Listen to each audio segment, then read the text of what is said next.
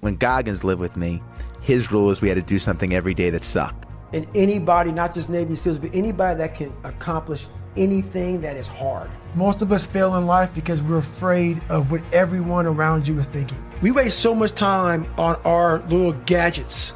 It's unreal. And we talk about we have no time. Don't hit the snooze button. Why don't you hit the snooze button? Because you wake up already failing. Because motivation's crap. Motivation comes and goes. When you're driven, whatever's in front of you will get destroyed. Life's about self-discipline. It is about self-discipline. We tend to do the things that are easy. It builds no mental toughness. It builds no mental hardening. It builds nothing. They see me now. They see me now as the guy that with his shirt off who can do 4,030 pull-ups in 17 hours, who can run 205 miles in 39 hours, who can do all this crazy shit. But what they don't understand is they don't understand the journey that it took me to get to this point.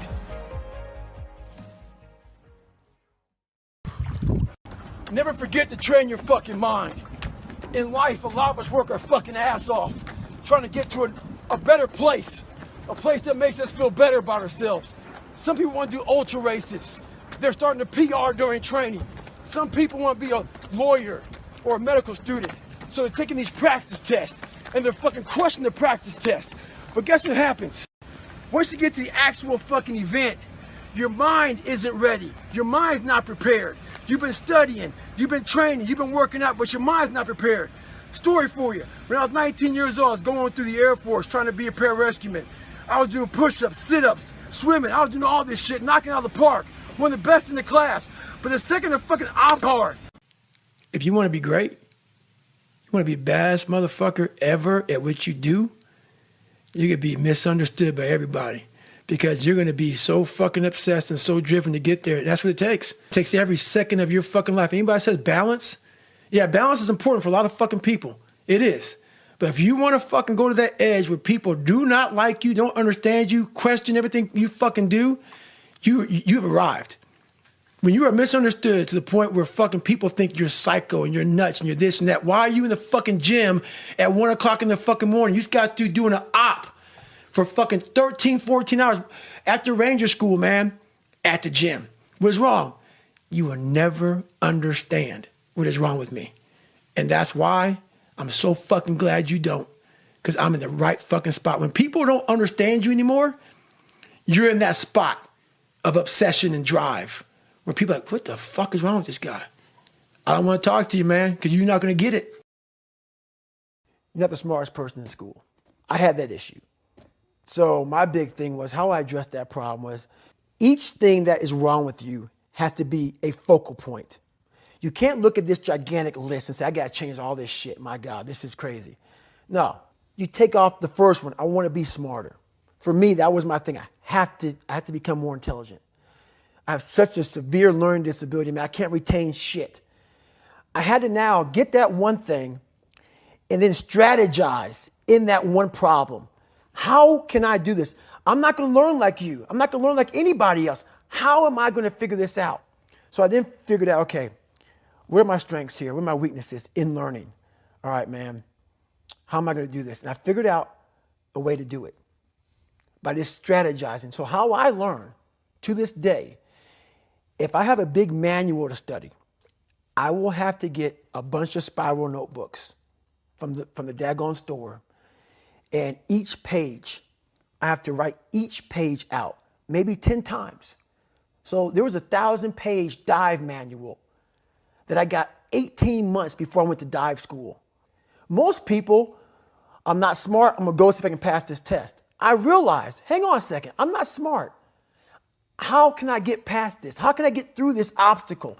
I need to acquire this book 18 months in advance because it could take me 18 months to write down each page over and over again to then put it to memory. So when the question came up, I had written that question so many times down on paper that I can recall, okay, page 71 was where I remember seeing this, and I can recall it that way. And that's how I did it. So you got to strategize on each problem you have in life. Slowly break down that problem. Don't think about all the problems you have, just one at a time. And before you know it, you fix all these problems, but you cannot focus on all of them. Just on the one thing at a time. So today, I decided to try to PR my long run. So the first half of the run, I'm feeling great. My mind is clear, nothing going on. Think about nothing but my running pace, what I'm doing, my breathing, everything like that. Get to mile 15, I turn around, and the demons start to creep in. That inevitable wall is creeping up on me. When you push so hard, something's about to give. And I start to give. My mind started to break down. I started feeling my legs starting to hurt. I started feeling dehydrated. Started feeling sorry for myself. Started looking around. No one knows I'm fucking out here running. Why don't you go ahead and just stop? Call your girl, have her pick you up. And that's when I feel like a little bitch. And this is when your mind has to fucking change. You gotta start thinking, I'm the grittiest motherfucker in the world. Your dehydration? Fuck it. Lick your motherfucking lips. Your fucking legs are all sore. You feel like you got shin splints and stress fractures? No, you don't. You got sore fucking legs. Get out of your head and stay hard. Life beat me the fuck up. Bad. I mean, I was knocked out in the 12th round of a 15-round, heavyweight bout. I was knocked out.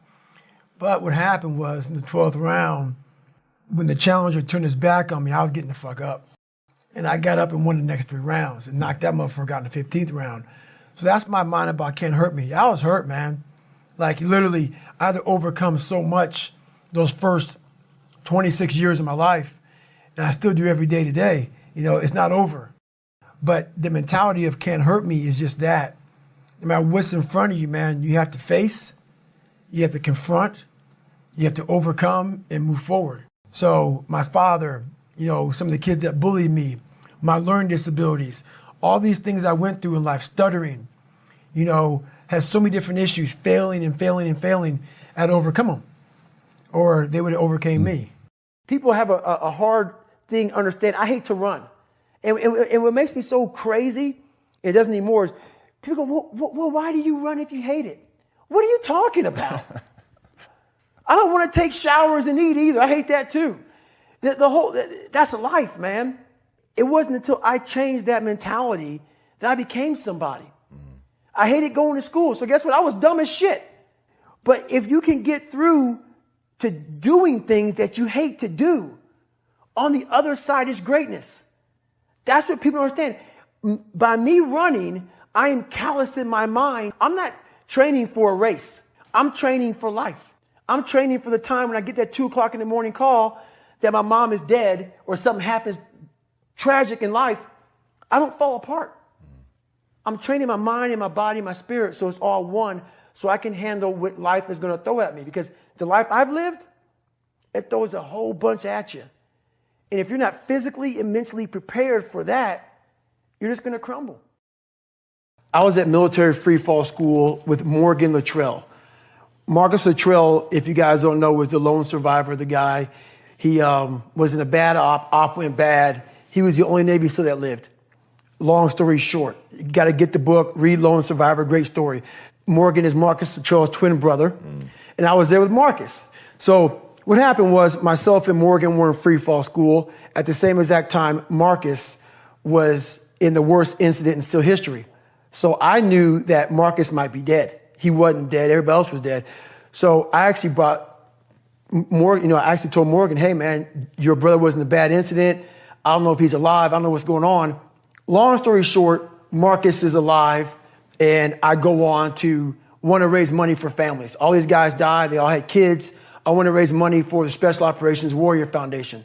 It's a foundation where 100% tuition goes to these kids to go to college, full tuition, whatever. So I found this great foundation. I'm going to raise money for it. So I said, you know what? I have to Google something that's evil, something very hard. I knew nothing about ultra marathons. I hadn't even run a marathon. I knew nothing about this world. So I Googled the top 10 hardest races in the world. And what comes up is a Badwater 135. It's a 135-mile race through Death Valley in the summertime. I thought it was a stage race. I thought it was a race where you run like 20 miles, set up camp, barbecue outside, and then go run some more the next day. So I called the race director up at the race and said, hey, Chris, his name is Chris Kosman, I want to do your race. So we had a long conversation. I was much heavier then, and I hadn't put running shoes on in over a year. I'm around between 240 to 270. My weight has varied a lot through the SEAL teams and out of the SEAL teams, so I was a heavy guy. But the long and short of it all was I hadn't put running shoes on in over a year. I was a big-time power lifter. I lifted weights heavy. That's what I did. I got back home from Iraq, went straight to free fall school, and then this happened. So I called Chris Kostman up on a Wednesday. He says, look, man, the only way you can qualify for my race is to run 100 miles at one time in 24 hours or less. There happened to be a race that Saturday, so 4 days later. And he said, if you qualify by running 100 miles or less in 24 hours, I will consider you my race. I'm gonna cut to the chase. I signed up for this race. It's called the San Diego One Day, where you run around a 1 mile track for 24 hours to see how many miles you can get. My goal was 100 miles. So I got to mile 70 and I cleared 70 miles in like 12, 13 hours pretty quickly, but I was done. My feet were broken. I was stress fractures, shin splints, muscles were tearing. I was in bad shape. No water, didn't know what the hell I was doing out there. Had on some tube socks. It was just ridiculous. It was a clown show. So I sat down at mile 70, and at this time I was married. And I look at my wife and I was like, I'm messed up bad. So I literally start to turn white. And when a black guy turns white, you're pretty f***ed up. Here I am, I'm all f***ed up in this chair. I'm at mile 70, I think I got 30 miles to go. I'm jacked up. I gotta go to the bathroom, and the bathroom's like 20 feet from me. It's a porta potty. I can't get out of the chair. So I'm peeing blood down my leg, pooping up my back, and I got 30 miles to go. And I can't stand up because my blood pressure's all messed up. I've been in 3 hell weeks, Ranger school, overcome so many obstacles in my life. This last 30 miles of this race is when I realized a human being is not so human anymore. We have the ability to go in such a space if you're willing to suffer, and I mean suffer. Your brain and your body, once connected together, can do anything. And this 30 miles was the life-changing moment. I was out of it. I was in the worst pain in my entire life. I was, to me, on the brink of death. And I was able to chunk this 30 damn miles into small pieces. I was so driven, and I'm not gonna say motivated because motivation's crap. Motivation comes and goes. When you're driven, whatever's in front of you will get destroyed.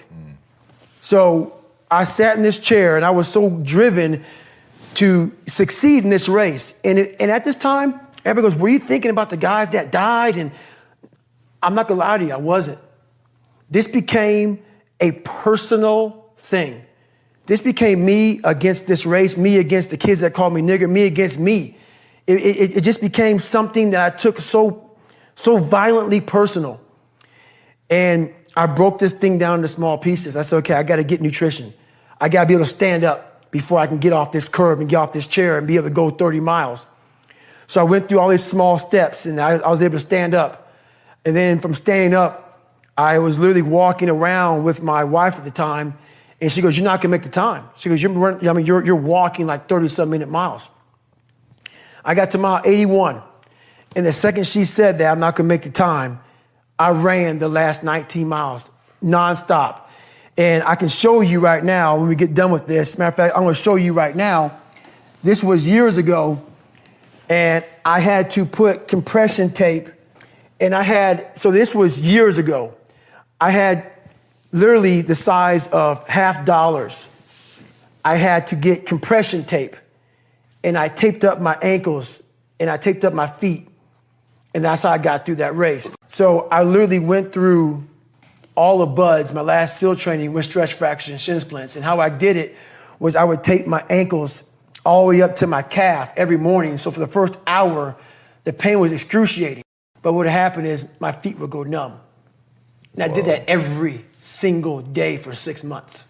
That's how I got through my third hell week, because I was so broken from the first two that the commander said, hey, the CEO said this is your last time we're sending you through. So that's how I got the idea to do that. So with the right, and people may listen to this and say, this guy is sadistic, he's crazy, no, if you know how I came up, you realize I was just a scared kid that found drive and passion to be something much better than what he thought he was.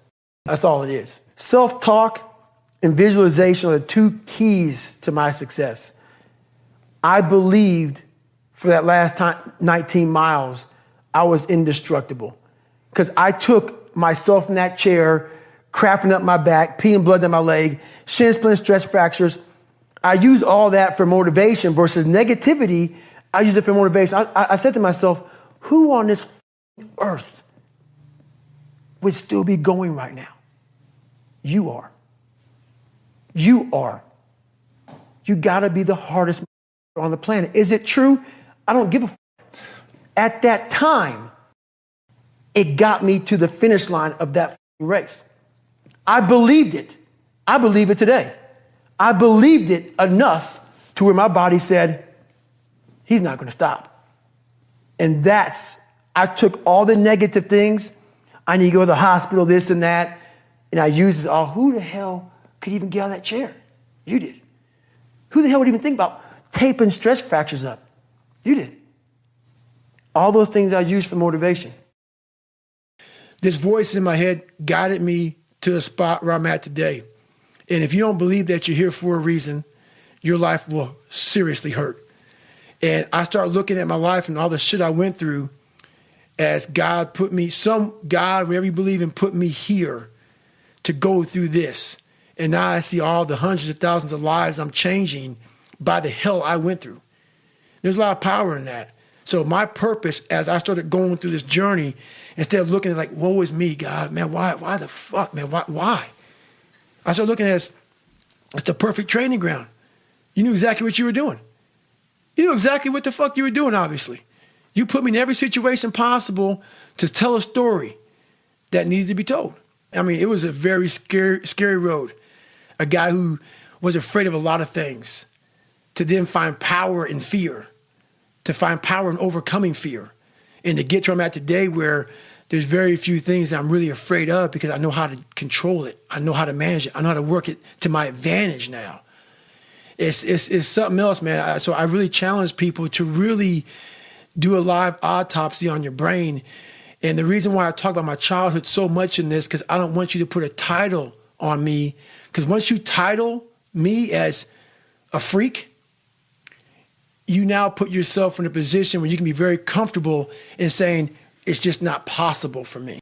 The thing that makes me so pissed off in this world, man, the only thing that gets me mad nowadays is that so many people die with untapped potential because they think that someone else is fucking better than them. And they were born, not with the greatest tools. You don't need shit. You need the ability to fucking grind your ass into a fine fucking powder. And when you're in that fine powder, find a way to build that motherfucker back up repeatedly. And it's possible. You were bullied. Do you remember?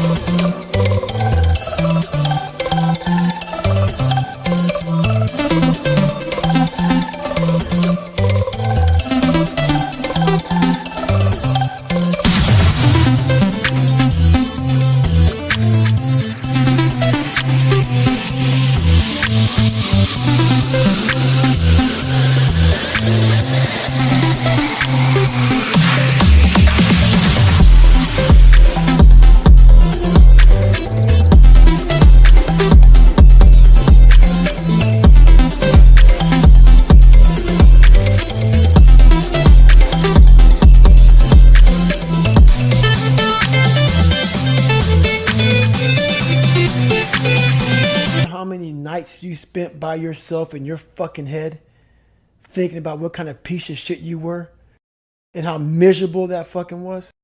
That's exactly my drive. I know that there's not just me and you.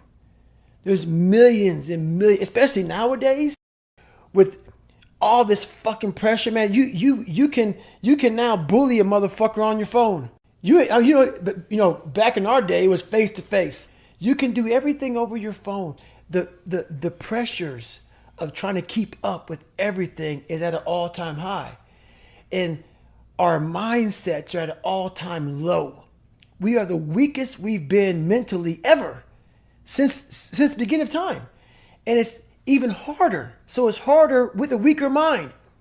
So all I want to do, my whole drive is about, I have a really good way of visualizing people suffering, because a lot of people do it. We have two sides of us. We have one side that is that happy-go-lucky side, that nothing's wrong and everything is good.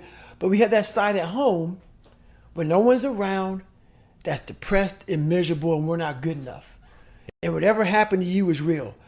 So that's my drive. I want to make sure that I give people as much power as I can, so when they get up every fucking morning, they know that, hey, I have the ability to not only survive in this world, but thrive in this world, just by the mere fact of hearing about my story.